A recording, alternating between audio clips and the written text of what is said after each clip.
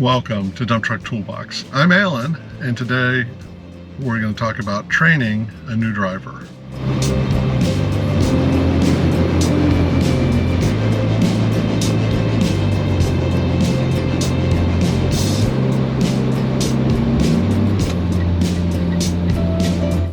So the last week or so, I was assigned a new driver to train, and much like me, he's new to dump trucks, but not new to driving. He has decades of experience as a professional driver.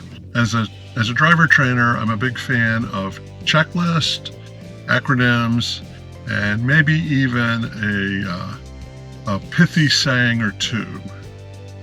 This is the first time I've trained a dump truck driver, and so I had to think through some of the things that I wanted to talk about. I want to share these with you and see what you think of them.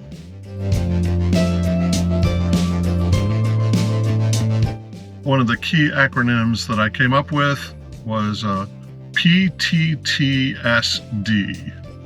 And so the P stands for the PTO, the power takeoff, that is used to raise the bed.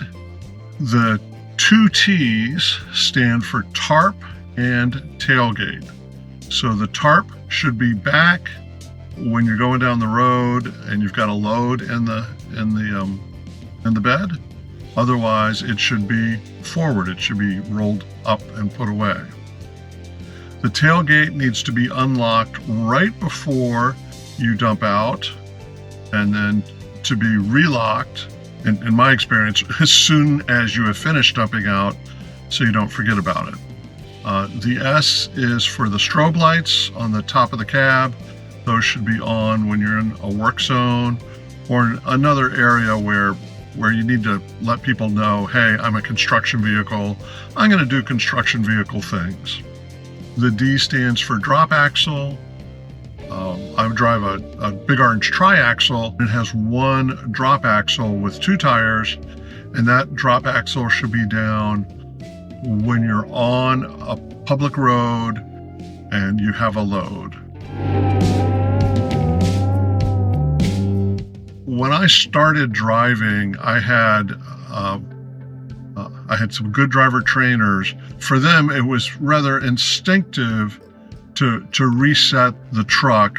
They would handle those five things: the PTO, tarp, tailgate, strobe light, and drop axle, more or less instinctively. And so when I got in the driver's seat, they would say to me, oh, remember to, lower your drop axle. Oh, remember to put the tarp back. So they were my job aid, my memory aid.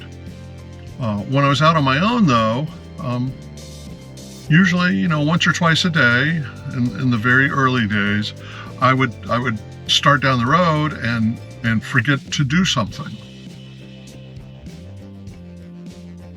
Nothing serious, no safety incidents occurred, but I wasn't following the right procedure. And so I did a bunch of different acronyms and tried to, find a way to do it until eventually it became automatic. And I can do it just by, without even looking at it, I can move my hand over to the appropriate controls. But for the first few days and weeks and maybe even a couple of months on your own as a dump truck driver, you might forget something, and that could lead to an issue. The acronyms seemed to work pretty well. The driver I was training picked it up pretty quickly. And more importantly, when there's not a senior driver sitting in the passenger seat to remind you to do things, he has a tool to fall back on.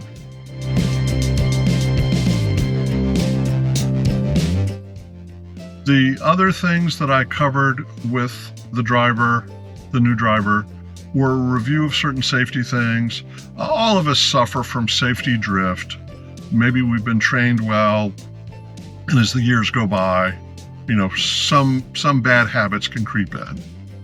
I came in prepared to talk about three things. First of all, 2 hands on the wheel, 2 eyes on the road, and your mind on your driving. I use that to remind myself that our key job when we're on the road is to control the vehicle. And if there's a steer tire that blows out, Hope it never happens to you. It hasn't happened to me. But if a steer tire blows out, 2 hands on the wheel.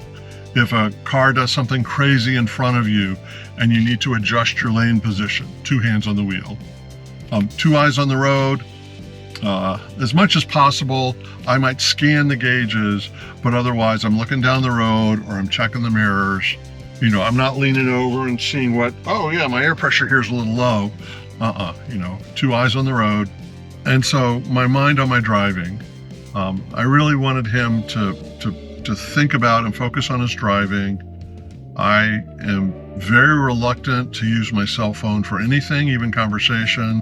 We don't have radios. I have to be available for the truck foreman to be able to get hold of me, tell me if I've got a new assignment or whatever. So I can't 100% turn my phone off and put it away in my bag. But I use Bluetooth, in effect, earbuds, my hearing aids, to talk to my supervisor and pretty much no one else. But also, conversation can distract you, and it put me in a difficult situation because I needed to talk to the new driver. He's in the driver's seat, and I want to be friendly and sociable, obviously, but I also needed to talk about things. I didn't want him to stop thinking about what's going on out there, but I did need to talk to him about things. And so sort of like, how much do I talk? How do I balance the teaching opportunities with the, teaching him the habit of really focusing on what's happening going down the road.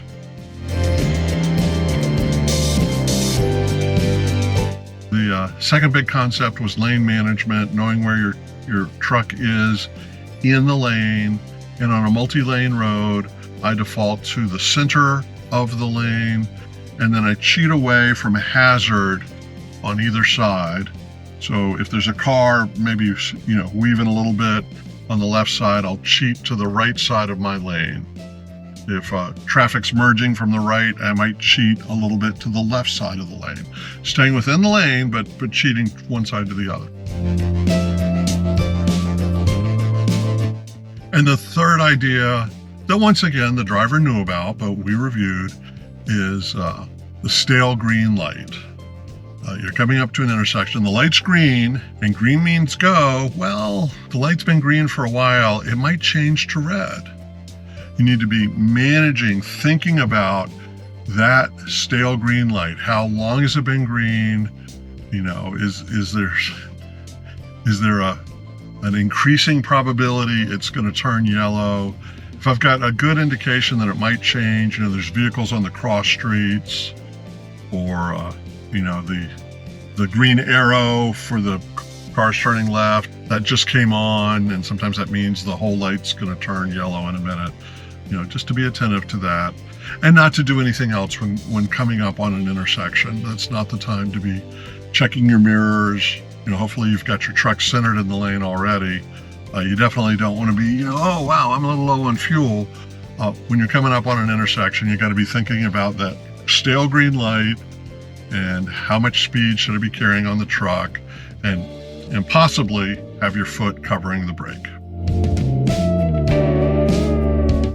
Okay, so those were the key concepts I shared with the new driver. We had a good 3 days together. A good guy. He's going to be a great driver for our company, and it was a pleasure for me to train him. I've been, like I said, a driver trainer. I've been a professor for over 13 years, and I enjoy working with people who want to grow and develop, learn new things, become better at what they're already good at. And so training for me is a legal drug that gets me high. I appreciate you joining me on the channel today. As always, if you found today's video useful, interesting, or enjoyable in any way, please hit the like button, mash the notification button, and subscribe if you haven't done so. This is Alan. I hope to see you again soon on the Dump Truck Toolbox.